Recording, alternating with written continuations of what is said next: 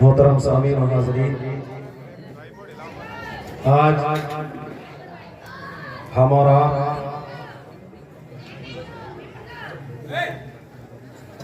उर्से शौक वजीरगंज की महफिल में हाजिर है।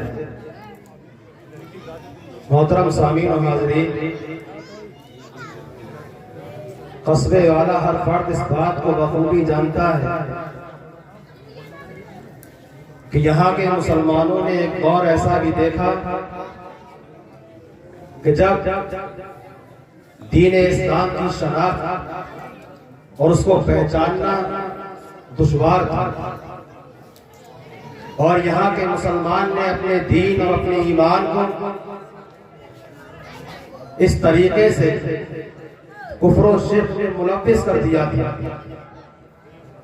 और उस वक्त वजीरगंज की तो ऐसी शख्सियत कि जिन्होंने यहाँ के रहने वालों के ईमान को साफ किया, उनके दिलों को साफ किया।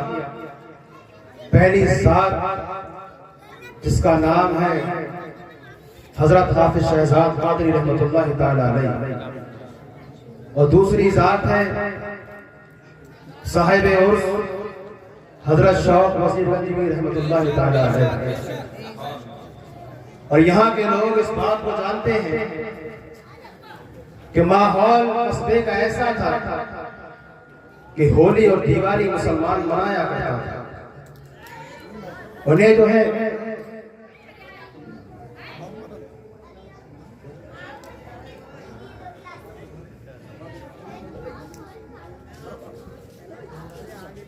दुरूद पाक पढ़ें, अल्लाहुम्मा सल्लि अला सय्यिदिना मौलाना मुहम्मद व आलिहि वसल्लम, सल्लल्लाहु अलैहि वसल्लम या रसूलल्लाह। मोहतरम सामीन और हाज़रीन, तो यहाँ पर इन दो शख्सियात ने इस्लाम को बखूबी फैलाया और मुसलमानों को इस बात से रुशनास कराया। और ये बात साहिब उर्स के अशआर में भी जाहिर होती है कि जब और जो भी फर्द सरकार मुस्तफा सल्लल्लाहु अलैहि वसल्लम से मोहब्बत करता है और दीन इस्लाम की खातिर कुर्बानियां दिया करता है, तो अल्लाह तबारक व तआला उसकी जात को बुलंद फरमा दिया करता है। अपनी शायरी में फरमाते हैं कि वो जिसने मर्तबा दुनिया में पहचाना मोहम्मद का, वो जिसने मर्तबा दुनिया में पहचाना मोहम्मद का, वो बिन देखे हुआ मशहूर दीवाना मोहम्मद का, वो बिन देखे हुआ मशहूर दीवाना मोहम्मद का। मोहतरम सामीन और हाज़रीन, शायरी जो है मुश्किल फल है और अल्लाह तबारक व तआला जिससे अपने और अपने प्यारे हबीब की तारीफ कराना चाहे तो उसे ये गौहर अता फरमा देता है। आका अलैहिस्सलातु व तस्लीम की तारीफ एक जमाने से की जा रही है। हजरत हस्सान रज़ियल्लाहु अन्हु नबी करीम की तारीफ मिंबरे रसूल पर बैठ कर यूं अल्फाज में करते थे, वा हसनु मिन कलम तरक़तु आईनी वा अजमलु मिन कलम तरदिल निसा। या रसूल अल्लाह, मैंने जो है ईरान और इराक का सफर किया है, मैं रब्बे महबूब बड़ी दूर दराज के सफर मैंने तय किए हैं, अरब के पहलुओं में मैंने ये झांक झांक कर देखा है। या रसूल अल्लाह, आपसे ज्यादा हसीन व जमील मेरी इन निगाहों ने नहीं देखा है।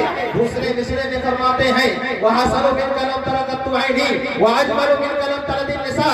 ऐ रब्बे महबूब, आखिर कैसे कोई दूसरा हसीन व जमील इस दुनिया में हो सकता है?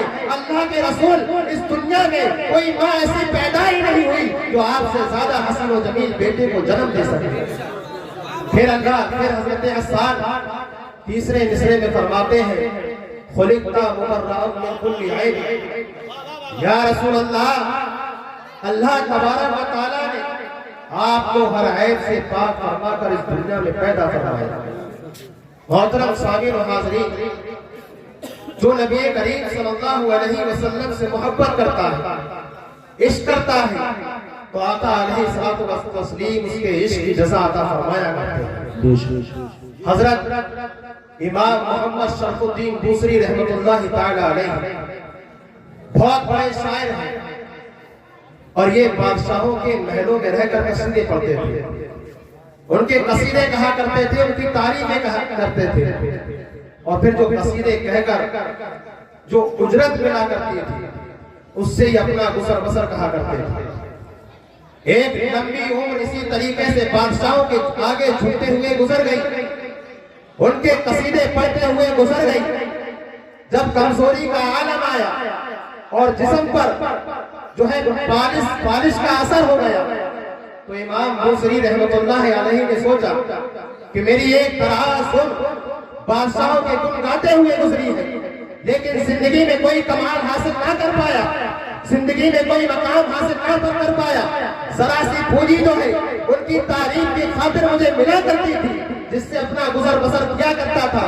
हजरत इमाम बूसरी ने कसीदा-ए बुर्दा शरीफ लिखना शुरू किया, और उस कसीदे की बरकत ये हुई कि आपने जब कसीदा लिखकर खत्म कर दिया और आपको नींद आ जाया करती है, जब नींद आ जाया करती है, सो जाया करते हैं, तो इमाम बूसरी के ख्वाब में नबी करीम सल्लल्लाहु अलैहि वसल्लम तशरीफ लाते हैं, फरमाते हैं कि बूसरी उस कसीदे को सुनाओ जो तुमने इस रात में लिखा है। इमाम बूसरी रहमतुल्लाह तआला अलैहि अपना कसीदा सुनाना शुरू करते हैं। नबी करीम सल्लल्लाहु अलैहि वसल्लम हजरत इमाम बूसरी के इस कसीदे से इतना खुश होते हैं कि आप अपना दस्ते मुबारक इमाम बूसरी के सीने पर रखते हैं, उस दस्ते मुबारक को सीने से फेर कर तलवा तरक ले जाते हैं। इमाम बूसरी रहमतुल्लाह तआला अलैहि जो है शिफायाब हो जाते हैं, बारिश का असर दूर हो जाया करता है।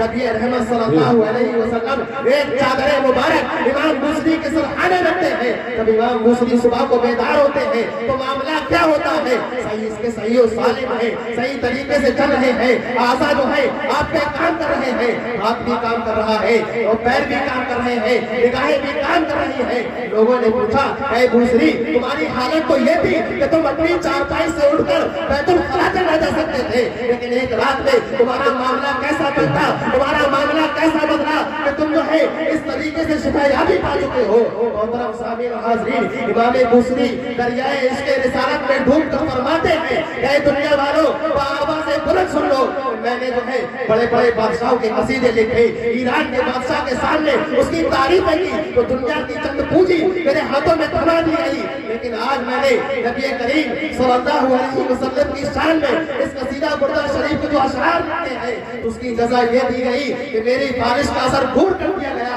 और नबी करीम सल्लल्लाहु अलैहि वसल्लम की चादर मुबारक मुझे इनाम करता था। सुभान अल्लाह, वाह वाह वाह, बहुत खूबसूरत। मोहतरम सामीन और हाज़रीन, ये नबी करीम सल्लल्लाहु अलैहि वसल्लम की तारीफ की जज़ा मिला करती है। अल्लाह के रसूल सल्लल्लाहु अलैहि वसल्लम जिससे चाहे जिस तरीके से अपनी तारीफ करवा सकते हैं।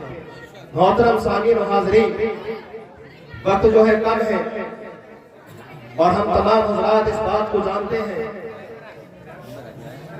कि हाजी शौक वज़ीर नबी रहमतुल्लाह तआला अलैहि हमारे कस्बे पर एक अजीम एहसान